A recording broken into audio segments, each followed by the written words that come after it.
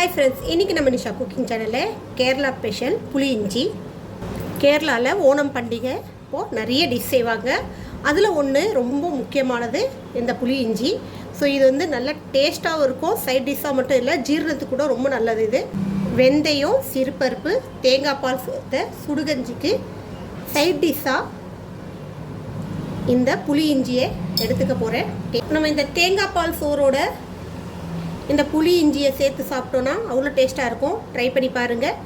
எங்கள் channel like பண்ணுங்கள், share பண்ணுங்கள், சப்ஸ்கிரைப் பண்ணுங்கள், பெல் பட்டன் ஆன் பண்ணுங்கள், கமெண்ட் பண்ணுங்கள்.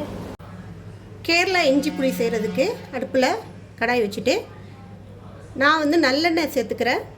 தேங்காய் எண்ணெய் போட்டிங்கன்னா இன்னும் நல்லாயிருக்கும். கேரளா கடுகு போட்டுக்குங்க. கடுகு பொரிஞ்சதும் ஒரு பச்சை மிளகா, கொஞ்சோண்டு கருவேப்பிலை போட்டுக்கலாம்.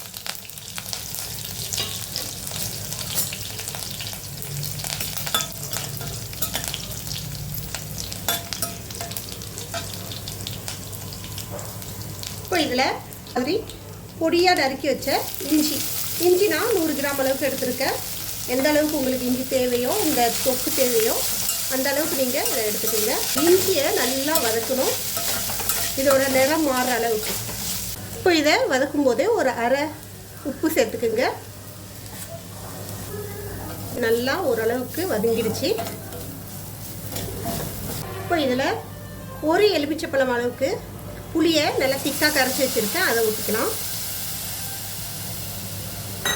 1 ஸ்பூன் மஞ்சள் பொடி, 1 ஸ்பூன் மிளகா பொடி சேர்த்துக்குங்க. இதோட கொஞ்சோண்டு பெருங்காயம் சேர்த்துக்கலாம்.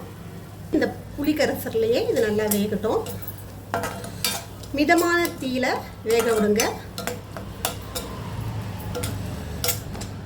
நல்லா டேஸ்ட்டாக இருக்கும். இது நம்ம நார்மலாக தயிர் சாதத்துக்கு கூட தொட்டுக்கலாம். தயிர் சாதம், வெரைட்டி ரைஸ் கூட தொட்டுக்கலாம். சாம்பார் சாதத்துக்கு கூட தொட்டுக்கலாம். அந்தளவுக்கு டேஸ்ட்டாக இருக்கும். ஜீரணத்துக்கு ரொம்ப நல்லது, டைஜஸ்ட் நல்லா ஆகும்.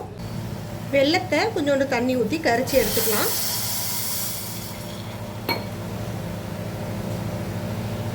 நல்லா வதங்கிடுச்சு.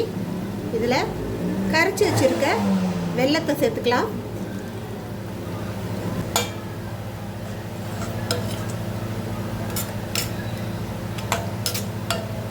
வெல்லம் கலந்த பிறகு நல்லா சுண்டி வதங்கி வரட்டும். அது வரைக்கும் கொஞ்சம் கிளறிட்டே இருங்க, அடி பிடிக்காமல். அடி பிடிக்காத பாத்திரமாக எடுத்துக்கோங்க. இந்த மாதிரி ஸ்டீல் பாத்திரம் இருந்தால் எடுத்துக்கலாம், அப்படி இல்லைன்னா மண் பாத்திரம் இருந்தால் அதை எடுத்துக்கலாம். இது வந்து அலுமினியம் பாத்திரம் இண்டக்ஷன்லேயே செய்யாதீங்க, டேஸ்ட்டு மாறிடும். இது ஓரளவுக்கு நல்லா சுண்டு வந்துடுச்சு, திக்காயிடுச்சு. இன்னும் ஒரு 2 நிமிஷம் வெயிட் பண்ணோன்னா இன்னும் நல்லா சுண்டிடும். ஸோ இந்த அளவுக்கு தேவைன்னா எடுத்துக்கலாம். இதோட கொஞ்சம் நல்லா சுண்ட விடணுன்னா சுண்ட விடலாம். டேஸ்ட் செம்மையாக இருக்கும். அவ்வளோதான், நம்ம கேரளா ஸ்பெஷல் இஞ்சி புளி ரெடி ஆகிடுச்சு. இதே போல் நீங்களும் ட்ரை பண்ணி பாருங்கள். இன்னொரு ரெசிபியோடு உங்களை சந்திக்க வரை உங்களோட விடைபெறுவது உங்கள் நிஷா. எங்கள் சேனல் லாஸ்ட் வரைக்கும் பார்த்தவங்க அனைவருக்கும் மிக்க நன்றி. பாய்.